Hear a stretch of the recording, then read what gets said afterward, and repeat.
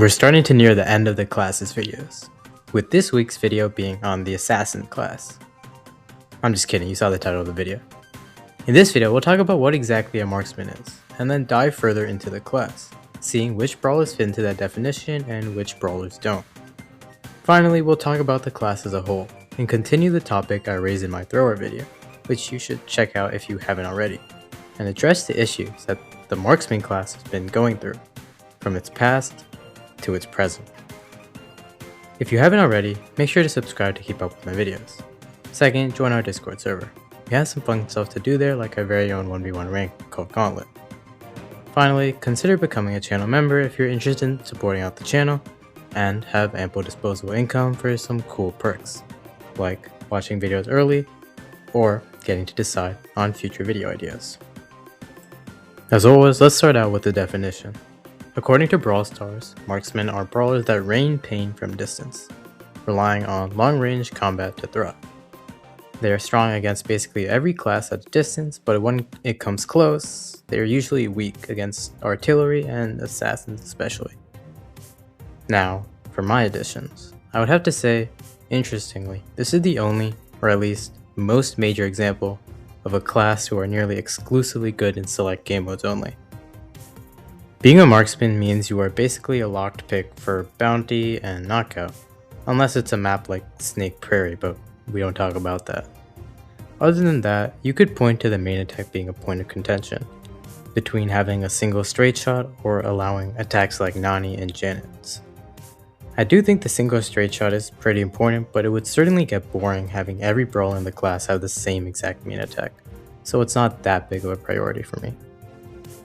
Other stuff that should be mentioned is that these guys are, other than the thrower class, the class with theoretically the least self-sufficiency. If you catch these guys up close as an assassin or a tank, you should, and keyword should, be able to kill them. With that being said, let's get into the marksman class, starting out with Brock. He's pretty clearly a marksman. His main attack is basically textbook marksman with the single projectile in a straight line, and his range being quite long at 9 tiles. And of course, he's great in bounty and knockout. You could make a small argument for him as a controller, considering the pressure his super can cause, and the lingering effects his main attack has. However, if he were to have a second class, it would have to be damage dealer. The amount of burst damage he can deal, especially with his wall break gadget and reload star power, can be insane. And his super can cut down huge amounts of damage if aimed right. Overall though, sticking to one class, it's pretty clear he's a marksman. Next up is Piper, and we don't need to stay long for this one. I would like to say, however, that her hypercharge is designed more like an assassin than a sniper, which is funny, as that's basically the opposite class of a marksman. Though, marksman seems kind of ironic considering how few males are in the class. Now, let's talk about probably the most interesting case in the entire class, B. I actually made a whole video about her class situation, so check that out. But anyway, while she does have the single projectile and long range, typical of the marksman class, she's actually not played like one. Her best modes are probably Hot Zone, Gem Grab, and Brawl Ball, rather than the typical bounty and knockout. This is because she's actually wonderful at countering aggro brawlers, with their ability to consistently slow and her damage output. Overall, I would honestly switch her to the damage dealer class, or the controller class, considering her reliance on crowd control and her slow gadget. But picking one, I would have to go damage dealer. Next up is Nani, and Nani is another interesting case.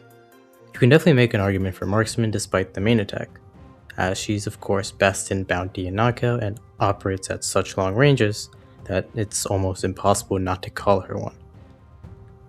However, she does have filthy damage potential and is very good against aggro brawlers due to that, so you can fit her into either class with a solid argument. Bonnie next, and this is a fun one. She has a bit of marksman to her with her main attack and the fact she's actually best in knockout and bounty. However, look at her health. That's twice the average marksman health, and of course her second form, which is basically all about assassination. Overall, it's not like she doesn't deserve to be a marksman, but the problem comes in the fact she deserves to be in multiple classes. So she would be perfect for a hybrid class. Next up is Belle, and this is more interesting than you think. She has a little bit of controller in her with her nest egg gadget and her ability to force enemies away from each other with her jumping attacks. But let's be real, she fits perfectly into the marksman class. Mandy is basically perfect for the marksman class as well, and literally nothing else. Maybe you could go damage dealer with how much damage her super and hyper can deal, but still not even remotely close to her justification for marksman. Now, Maisie, and this is an interesting one. First off, she doesn't deserve to be a marksman. Sure, she has a single straight shot, but her range is under 9 tiles and she's rarely used in bounty or knockout, and is quite popular in control modes like hot zone or gem grab. The real argument is between damage dealer and controller. Her super is great for controlling, able to clear out an entire area at once. However, her main attack deals a lot of damage, as well as, of course, her super, but especially her hypercharge. Overall, I would say she leans more to damage dealer than controller, but both are better than her current classification. Next up is Angelo, and there's literally no other classification other than marksman that really fits for them. Janet is up next, and she's a bit confusing. She doesn't really fit into the marksman class, considering her main attack, and how it allows her to pierce through enemies. Furthermore, her max range is a measly 8.33 tiles, so not even close to the average marksman. The question is, what else could she be? I would have to lean to controller with her gadget being great for controlling, her main attack having some AoE, and her super allowing her to cover long distances, I guess. Overall, she doesn't fit into a single class, but if forced to choose one, I would have to go with controller. Finally, Pierce. I think he's pretty established as a marksman, though he has an affinity of damage dealing. He can deal lots of burst damage if the conditions line up for him, so that's something to definitely watch out for. And that's all for the marksman class. Now, let's talk about some overall topics for this class. The first problem, and this is an older problem with the class, is the problem of uniqueness. Funnily enough, I raised this point over a year ago with the Brock PowerPoint, and I'm finally coming back to it. See, with marksmen, they're probably the most rigid and inflexible when it comes to definition, other than maybe the thrower class. You needed to have a range of 9 or 10 tiles, you needed a specific type of shot, you needed to be bad at close range and deal good damage at long range, and you get the point. Not many unique brawlers could survive with this amount of restrictions on the archetype. So, what did BrawlStars do to fix this? Well, credit to them, they got creative. They made brawlers like Nani, who still fit into the marksman class, but used a different type of attack, and was also strong at close range. They made Bonnie, who was a hybrid between a marksman and assassin. They also made Angelo, who's a speedy sniper, basically an oxymoron. However, as I said earlier, the marksman class definition is still quite rigid, so they did end up making brawlers who didn't exactly fit. Chief examples being Maisie and Janet. However, they still managed to overcome this obstacle overall. However, that wasn't the only major obstacle facing the marksman class. I mentioned this in my thrower video, but basically the marksman and thrower classes are the only classes to have their classification basically fully based on their main attack, which therefore separates them from the other classes. And this separation often comes in form of their self-sufficiency. Marksmen and throwers usually should have low self-sufficiency, and they once did. But like I said in the thrower vid, self-sufficiency is on a general rise in Brawl Stars due to the increasing aggro metas. And we're seeing this as well with the marksman class. Piper's hypercharge basically sees her turn into an aggro brawler. Angelo's speed is crazy enough to keep up with aggro brawlers. Bonnie is basically aggro herself. Mandy can deal insane damage with her super and hyper.